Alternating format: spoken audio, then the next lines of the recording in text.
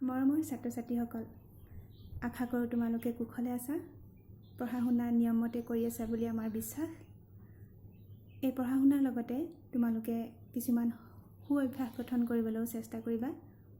যেনেদৰে শিক্ষকৰ কথা মানি চলিছা, অনলাইন ক্লাছসমূহ কৰিছা, আমাক গৃহকৰ্মসমূহ কৰি দেখুৱাইছা, ঠিক সেইদৰে ঘৰত মা দেউতাক ঘৰুৱা কাম বনত সহায় কৰিবা, জ্যেষ্ঠসকলক সন্মান কৰিবা, ঘৰখন সুন্দৰ পৰিষ্কাৰ কৰি ৰাখিবলৈ যত্ন কৰিবা, ফুলনিখনৰো পৰিচৰ্যা কৰিবা, ওচৰ চুবুৰীয়াক প্ৰয়োজনত সাধ্য অনুসাৰে সহায় কৰিবলৈ চেষ্টা কৰিবা।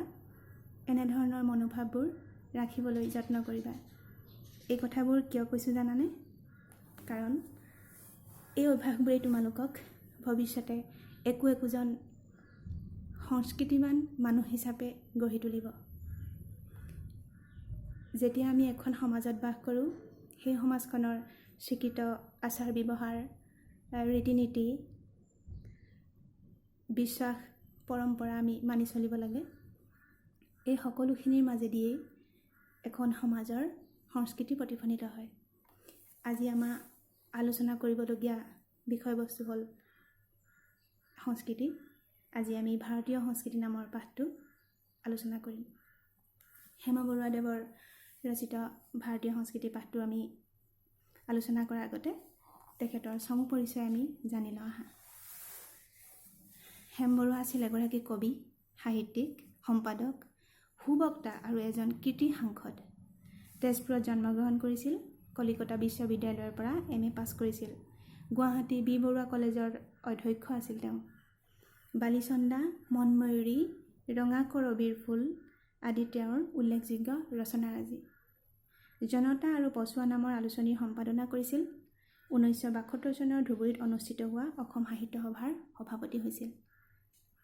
পাঠৰ শেষত লেখক পৰিচয় আছে, তোমালোকে ভালদৰে চাই ল'বা। এতিয়া আমি পাঠটোলৈ যাওঁ আহা। লেখকে প্ৰথমেই কৈছে, ভাৰতীয় সংস্কৃতি এক বিৰাট সমন্বয়ৰ বস্তু। আৰ্য অনাৰ্য মংগোলীয় দাবেৰী এনে তৰহৰ বিভিন্ন সুত উপসুত লগ লাগি ভাৰতীয় সংস্কৃতিৰ সাগৰ ৰচনা হৈছে। ইয়াৰ উপৰিও অতীজতে গ্ৰীক, হক, হুন আদি নানা মানৱপুঞ্জ চামে চামে ভাৰতভূমিলৈ আহিছিল আৰু ইয়াত নিগাজিকৈ বাঘভূমি বাছি লৈছিল। পুৰণি ভাৰত বুৰঞ্জী যেনেকৈ অভিযানৰ বুৰঞ্জী, তেনেকৈ সমন্বয়ৰ বুৰঞ্জী। ভাষাতত্ত্ব, সামাজিক ৰাজনৈতিক আদৰ্শ, সাহিত্য, শিল্পকলা, দৰ্শন ইত্যাদি ক্ষেত্ৰত এক বিৰাট সমন্বয়ৰ সৃষ্টি হৈছে। এই সমন্বয়ে ভাৰতীয় সংস্কৃতিৰ স্বৰূপ প্ৰকাশ কৰে। ভাৰতীয় সংস্কৃতি সমন্বয় আদৰ্শৰে জীয়াই আছে। এই সাংস্কৃতিক সমন্বয় ইমানেই গাঢ় হৈছিল যে ইয়াৰ বিভিন্ন ধাৰাৰ মূল ঠাৱৰ কৰাটো প্ৰায় টান হৈ পৰিছে।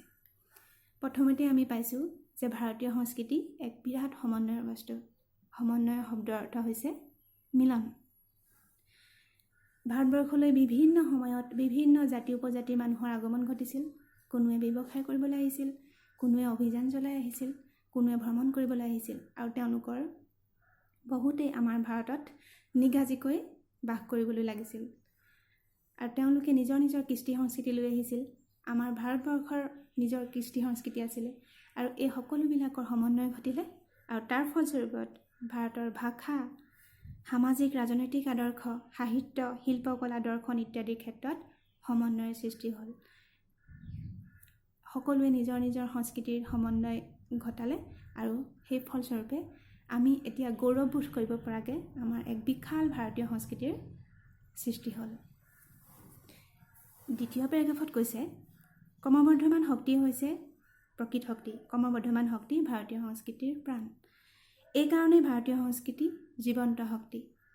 স্পেংলাৰৰ সভ্যতা সংস্কৃতিৰ সম্বন্ধীয় এই তথ্যই এই কাৰণেই ভাৰতীয় সংস্কৃতিৰ ওপৰত প্ৰভাৱ বিস্তাৰ কৰিব পৰা নাই।